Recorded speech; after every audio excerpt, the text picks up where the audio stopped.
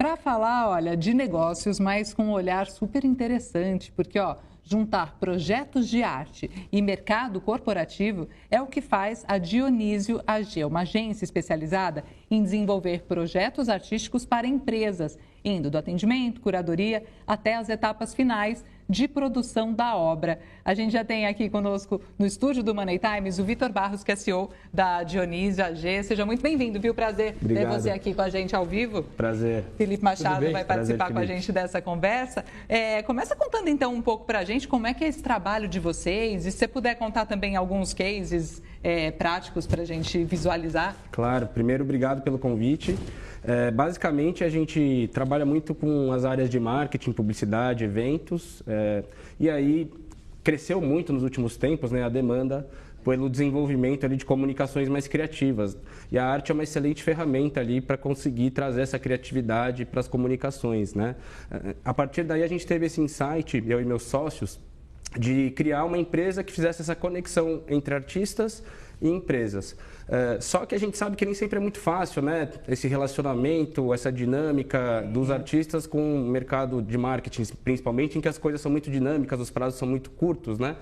E como a gente já tinha essa experiência no mercado publicitário, a gente resolveu criar uma estrutura, né? Que é justamente a nossa agência, para que o artista pudesse produzir ali e expandir toda a sua criatividade, levar isso para os clientes, conseguir viver da sua própria arte, ganhar dinheiro com o seu trabalho, e os clientes, por sua vez, né, as empresas, pudessem receber toda essa criatividade e trabalhar ela na sua comunicação. Hoje em dia, que é cada vez mais difícil você reter a atenção do público, né? As pessoas não têm paciência para assistir um vídeo de 10 segundos, já querem pular o conteúdo. A arte é uma excelente ferramenta para quebrar um pouco esse paradigma, tá? Quantos conteúdos em rede social, por exemplo, a gente não vê que viralizam ali que tem a ver com arte? Ou alguém pintando uma tela, ou aquelas animações 3D, ou mesmo aqueles grafites, né, que você vê na rua. Então, assim, a gente está no mercado maravilhoso, que tem um potencial enorme, e está só no começo, né? Falando um pouquinho de cases, a gente procura expandir o nosso trabalho para todas as áreas da arte, tá? Então, a gente trabalha desde murais, né, street art, mas também ilustração, fotografia, design, animações 3D, projeções mapeadas, faz muita coisa para evento também, ativações ao vivo ali, para deixar o evento mais interativo através da arte, né? Customizações de itens e por aí vai, tá? Então, assim, o nosso escopo ele é bem amplo mesmo, tá? Não tem nenhum tipo de restrição. Entendi, não é necessariamente um tipo só de arte de rua, por exemplo, abrange vários tipos, né? Exatamente. A arte de rua, claro, ela acaba se destacando muito porque é uma forma de expressão muito democrática, né? Que qualquer um pode ver, ela está no meio da rua, ela ajuda muito para que você fique com, sei lá, quando você está preso no trânsito, para que você fique menos estressado, porque você vê aquele trabalho e dá uma relaxada. Aí já tira uma foto, já posta na rede social, rende, né? Muito, muito. Então, assim, ela acaba se destacando, tá? A gente é bem conhecido por fazer trabalhos de street art, somos muito gratos também ao mercado ali de street art, mas ela é só um dos braços que a gente tem aqui na Dionísio, tá? Legal. Felipe. Vitor, boa tarde, tudo beleza? Felipe aqui. Boa tarde. Eu fiquei curioso assim para saber se vocês trabalham mais, por exemplo, com campanhas publicitárias para determinadas marcas, né? Por exemplo, às vezes usando uma música para um jingle ou usando uma ilustração para um anúncio, ou se vocês trabalham a marca integrada com o trabalho do artista, quer dizer, o artista pode criar de acordo com a marca ou com o setor que a marca trabalha ou com a própria marca em si, se isso serve de inspiração para o artista ou se é apenas na parte das campanhas publicitárias. Pô, uma excelente pergunta. Os dois cenários que você colocou funcionam, tá? A gente é muito flexível e procura sempre trazer o melhor cenário, a melhor condição de trabalho, tanto para o nosso cliente quanto para o nosso artista, tá? Eu costumo dizer que sem o artista a gente não existe, né? Porque eu não teria serviço para oferecer para os clientes, e sem os clientes eu também não existo, porque eu não teria trabalho para levar para os artistas, né? Então a gente avalia sempre caso a caso, recebe o briefing do cliente e entende qual que é a dinâmica que vai ser necessária ali, tá? Tem casos, como você falou, que o artista ele vai ser totalmente livre para criar o que ele quiser. Porque o cliente está com essa cabeça aberta, ele quer aquele artista que ele se expresse da maneira que ele quiser, então vai ter uma liberdade criativa ali, né, quase infinita, tá? Porém, tem casos que o cliente já quer direcionar mais o trabalho, tá? Então, ele quer dar um pitaco, ele quer que o artista trabalhe com alguns elementos, tem que ser tal cor, tem que ser tal assunto, né? tem don'ts também, né? Você não pode abordar esses assuntos aqui, tá? Os do's e os don'ts, né? Exatamente. Então, assim, se for esse cenário também, não tem problema nenhum, tá? Porque tem artistas que estão ok em seguir, né, esse tipo de roteiro, vamos dizer assim, esse tipo de briefing, e tem artistas que falam, não, só faço meu trabalho autoral, se tiver muita interferência, eu prefiro não fazer. Então, a gente entende sempre o que o cliente espera e, a partir daí, a gente vê qual é o artista mais indicado para atender aquela demanda, tá? Muito interessante. Eu imagino que essa negociação deva, né, ser um dos desafios do dia a dia de vocês. Quais são os outros? Por exemplo, quando a gente fala em arte de rua, você tem que ter o local, né, onde aquela obra vai estar exposta. Como que é esse tipo de negociação, considerando iniciativa privada, mas também o poder público? Exatamente. Falando um pouquinho dessa parte específica aí de street art, aqui em São Paulo, né, claro que isso vai variar de cidade para cidade, mas sim, aqui em São Paulo especificamente a gente tem... De governo para governo também muda, né? Exato. É que aqui desde o Kassab você tem uma lei vigente, que é a Lei Cidade Limpa, que proíbe as publicidades, ou boa parte das publicidades out of home, que a gente fala como outdoors, por exemplo, tá? Então, não é mais permitido você pegar um prédio e colocar um grande outdoor lá, sim, colocar uma publicidade grande lá, tá? Então, a gente tem que ter muito cuidado quando vai trabalhar com um cliente que quer fazer esse tipo de projeto, para que aquela arte não se caracterize como publicidade, né? Então, a gente precisa educar o cliente, falar, olha só, você pode trabalhar com esse formato, ele pode entrar na sua comunicação, mas o artista precisa ter o traço dele respeitado para que aquilo seja visto como um projeto artístico e não como uma publicidade disfarçada de grafite. Então, assim, a gente toma muito cuidado em relação à legislação, tá? Para não ter nenhum problema no caso aqui em São Paulo, com a Lei Cidade Limpa, né? Falando um pouquinho das liberações, a gente trabalha tanto com o público quanto com o privado, né? Aqui em São Paulo, a prefeitura tem um programa que chama Museu de Arte de Rua, mais conhecido como MAR, né? A gente já fez algumas empenas. Empenas são as laterais dos prédios, tá? Que recebem as artes. A gente está vendo muitos aí nas imagens, né? Enquanto a gente conversa. Exato, exato. Então, é um projeto muito legal da prefeitura, um edital, tá? Que a gente já fez alguns aqui. E aí é 100% autoral. Os artistas, eles ficam livres ali, uma vez que eles sejam selecionados no edital, né? Eles ficam livres para poder colocar ali o seu trabalho da forma que eles quiserem, tá? Falando da iniciativa privada, aí normalmente a gente tem o caminho do cliente, que vai escolher a região que ele gostaria de ter a sua arte inserida, tá? Então, vamos supor que o cliente queira, sei lá, região de Pinheiros, ou Itaim, Vila Madalena, Zona Leste, não importa, tá? A partir daí a gente vai fazer um mapeamento da região para ver quais prédios estariam dispostos a receber um trabalho ali na fachada deles, na empena deles, tá? Então, a gente vai negociar com o condomínio, né? Chegar ali num consenso com eles. Tem sempre uma compensação financeira simbólica. Eu falo simbólica porque, como não pode ter publicidade, as verbas não são de mídia, tá? São verbas que vão para o lado da cultura, que é muito menor do que as verbas publicitárias. Mas, assim, sempre tem uma compensação financeira para o condomínio. E aí, em troca, né, dessa cessão ali do espaço, a gente assina um contrato, faz o pagamento e tem ali o direito de usar aquela parede, né, pelo período do contrato, normalmente de 12 meses, tá? Legal. Felipe? Vitor, como é que você vê o formato de branded content, né, de conteúdo de marca? Ali no começo dos anos 2000, ali parecia que ia ser uma febre, né? Aliás, era uma certa febre ali, as marcas fazendo conteúdo, né, lançando obras artísticas, assim, meio que você não sabia direito se aquilo era uma obra publicitária ou se era uma obra de arte, enfim. O branded content foi uma coisa que parecia que ia ser um novo caminho da publicidade. Hoje eu acho que voltou um pouco para trás. Como é que você está vendo esse formato hoje em dia? Eu acho que, como você falou, quando começou isso, né, eu lembro até um case da Coca-Cola que unia ali dois cantores de estilos diferentes, cada um para cantar, né, acho que o CPM 22 cantou uma música da Cláudia Leite, alguma coisa assim. Então, assim, era um negócio muito legal, assim, mas eu acho que exageraram muito ali no volume disso, né, e passou um pouquinho, ficou um pouquinho over, assim, tá? Então, hoje, eu ainda acho um formato interessante, mas tem que ser muito honesto, assim, sabe? Tem que ser algo que o público não se sinta enganado, especialmente com tantos influenciadores que a gente tem hoje, né? Não dá para parecer algo que o influenciador está tentando empurrar ali só para fazer você consumir e ele ganhar dinheiro e, na verdade, ele não acredita em nada do que ele está falando. Então, assim, precisa ser algo honesto. E a gente se preocupa muito com isso também, tá? Então, todos os projetos que a gente pega, que são com marcas e tem um pouquinho desse pedido ali do artista divulgar, a gente sempre checa com o artista se ele se identifica com aquela marca, tá? Para não parecer um negócio forçado, porque hoje em dia a gente tem tanto conteúdo disponível que se você não se atentar a isso, certamente sua campanha vai ser um fiasco, né? Então, assim, eu ainda acho que é um formato legal, mas tem que ter muito cuidado ali na hora de planejar ele e também tem que ser algo muito, muito sincero mesmo. Curiosidades práticas aqui, Vitor. Quanto que se gasta, né, em média, para fazer uma pintura num prédio, por exemplo, como a gente estava vendo nas imagens, né? A gente viu vários exemplos aqui na cidade de São Paulo. E se você pode compartilhar, assim, qual foi o case mais caro que vocês já realizaram, um trabalho assim mais grandioso, impactante? Olha, depende muito, tá, quanto se gasta, porque tem diversas peculiaridades ali em cada projeto. Por exemplo, quando a gente vai fazer uma empena desse tipo, a gente tem que avaliar ali qual que é a estrutura do prédio, né?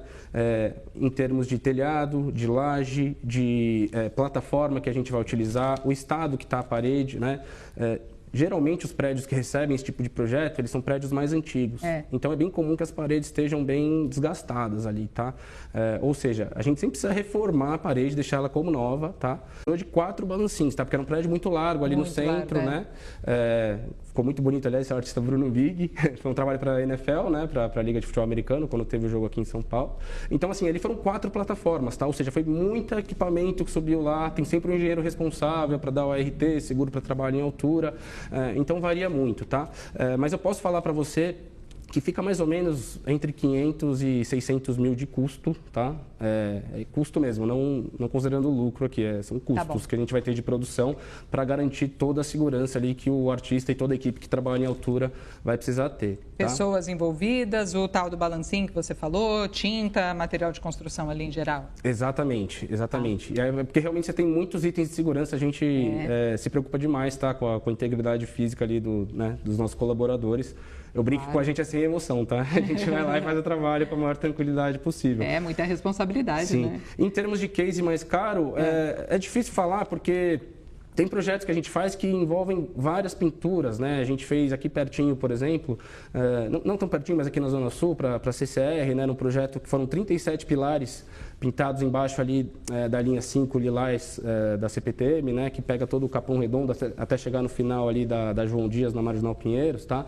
Então era um projeto bem grande, só que ele foi diluído em vários pilares, né? Eram 37 artistas, tá? Mas o maior projeto que a gente fez até hoje, um único projeto, foi de 2.800.000, né? Porém, assim, depende muito, novamente, do escopo que vai ser e também do artista, né? Se a gente trouxer algum artista de fora hoje, por exemplo, a cotação da moeda tá muito alta, pois né? Então, o cliente que quiser trazer, ele vai ter que bancar o cachê em dólar, então, às vezes, né? 6 e alguma coisa aí, tá? Fico imaginando você, Vitor, andando aí, né, por São Paulo, pelas cidades, você deve ficar mapeando ali, né? Aqui dá para fazer, procurando telas potenciais espalhadas pela cidade, né? Com certeza. Uma vez que... assim, eu sempre gostei muito disso, né? Mas depois que a gente começou a trabalhar com esse mercado efetivamente, eu brinco que eu sou um namorador de prédios, um observador de prédios, né? Felipe, quer trazer mais uma? Vitor, eu queria saber a sua relação com as agências de publicidade, né? Se vocês são concorrentes, parceiros... Como é que é essa relação? Quando as marcas querem fazer alguma coisa, elas vão direto em vocês ou elas vão nas agências e as agências contratam os seus serviços? Como é que funciona essa dinâmica? As agências são super parceiras nossas. Eu venho do mercado publicitário, por exemplo, né? Trabalhei no Grupo Publici já no começo da minha carreira e tenho muitos amigos, né, que estão no mercado, então são parceiras, tá? A dinâmica de como a gente recebe os pedidos varia muito. Pode ser o cliente direto, geralmente a área de marketing, quando é para uma campanha, ou a área de RH, por exemplo, se vocês quiserem fazer uma customização aqui no estúdio de vocês, ou quiserem fazer um brinde exclusivo, né, que seja customizado ou personalizado por um artista, geralmente é a área de RH que procura a gente, aí é direto da própria empresa, né? As agências geralmente procuram a gente quando a campanha tem a ver com alguma coisa relacionada à arte, tá? Um exemplo, a gente fez uma campanha para a Unilever uma vez, que foi para o Dia da Consciência Negra, né? Eles na época, Seda, era patrocinador ali do reality show da Record lá, né? E aí eles fizeram uma ativação ao vivo, em que eram 5 ilustrações que viraram um jogo da memória, né? As ilustrações eram de embaixadoras de Seda. Isso virou um jogo da memória que foi jogado ao vivo lá durante o programa, né? Então a pegada tinha que ser uma artista negra, com esse perfil, que tivesse essa comunicação, tá? Então, assim, isso veio da agência, e aí a gente só vê a melhor forma ali de trazer a artista ideal para aquele projeto. Mas as agências são super parceiras nossas, tá? O Vitor estava comentando, né, sobre a importância ali de ser uma coisa autêntica, para que realmente o público entenda, né, e se conecte com aquela mensagem. E aí eu estava pensando que, para além do impacto visual de quem está passando ali presencialmente, esse tipo de campanha rende muito e repercute muito em redes sociais, né? Inclusive no formato, vocês costumam fazer, de fazer tipo, making off? Porque eu percebo que esses conteúdos acabam viralizando, né? E a gente é meio que sugado e fica ali assistindo quando tem um artista trabalhando e você vê a arte surgindo, né? Com certeza. Hoje é muito comum que os clientes procurem a gente não só para ter o trabalho artístico em si, mas fazer um registro profissional. O durante. Exatamente, né? Que é justamente o que você falou do making off. Então, assim, todas as nossas propostas, sem exceção, a gente oferece o serviço de vídeo, tá? E aí a gente tem um time de filmmakers fantástico, né? O Ivan, acho que é o principal deles, né? Ele que fez esse vídeo aí, por exemplo, que vocês estão vendo aí da NFL. E ele é muito, muito bom, tá? Então a gente sempre oferece esse serviço porque, de fato, isso é muito comum que viralize, né? Nas redes sociais. Além disso, a gente produz vídeos como um todo também, não só para making off, mas tem clientes que contratam a gente só para fazer vídeo, como uma produtora mesmo, né? Porque os nossos filmmakers, eles têm um viés, um olhar mais fora da caixinha, assim, tá? Eles conseguem trazer um olhar super criativo, né? Então, quando o cliente quer um vídeo mais descolado, mais ali, né? Que não seja engessado, que não seja super institucional, sim, é bem comum que a gente seja procurado para produzir o vídeo só, tá? Que às vezes nem vai ter um trabalho de pintura, por exemplo. É só o vídeo com o olhar criativo do filmmaker, que geralmente também é artista, né? Então, ele consegue unir bem essas duas visões. Felipe. O Vitor está dando muitos exemplos aqui, vocês estão falando muito sobre street art, né? Sobre essa coisa dos grafites e tal. Eu queria que você contasse alguns outros cases de outras áreas, assim, talvez na música, enfim, na arte, mas de outra maneira, assim, que não fosse só essa parte. Fiquei curioso para saber outros cases. Claro, a gente, da parte audiovisual, né, que eu comentei, a gente fez bastante vídeo já, né? Inclusive tem um que eu gosto muito, não sei se vocês viram já alguns anos atrás, o Eduardo Cobra, né, que hoje é um dos maiores artistas do mundo.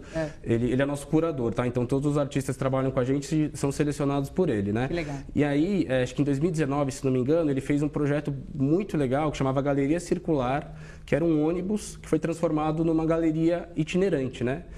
Então, imaginem que a cada dia esse ônibus ia para um ponto diferente da cidade, estacionava lá e ficava lá o dia inteiro para que as pessoas ali da região pudessem acessá-lo, né? Para que fosse uma galeria realmente disponível para todos, especialmente para o pessoal de periferias, assim, né? Que ideia legal, né? Que ideia legal. Super. E o Cobra, ele é um grande amigo nosso também, e ele tem muito esse lado, tá? Social, até pela história dele, que é, assim, muito, muito bonita, né? Quando a gente para ver. Então, ele queria realmente fazer com que a arte dele não ficasse elitizada, né? Mas que ela fosse disponível para todos. E ali, nesse caso, teve um trabalho muito grande de arquitetura até, né? Porque o ônibus precisou ser completamente transformado ali numa galeria do lado de dentro, do lado de fora ele continuou um ônibus, né? Andando normal, mas teve todo um trabalho de arquitetura lá dentro. Na parte interna, tinha uma trilha sonora que rodava, que foi composta ali especificamente para rodar lá dentro, né? Então ele pegou vários pontos da arte e a gente juntou tudo dentro desse projeto. A partir do momento que o ônibus estacionava, a gente também procurou montar uma programação cultural ali que envolvia várias outras artes. Por exemplo, quando foi ali na Brasilândia, teve o pessoal da Casa de Cultura ali que foi lá fazer um duelo, se não me engano, de hip hop, né? Quando foi ali em Paraisópolis, foi o pessoal do Balé Paraisópolis fazer uma apresentação de dança lá. Em Heliópolis foi o pessoal da orquestra, né? Sim. Então, assim, a gente teve vários desdobramentos ali, mas todos conectados com esse projeto do Cobra. Então, a gente, sempre que é possível, procura mesclar, porque toda forma de arte é super bem-vinda, né?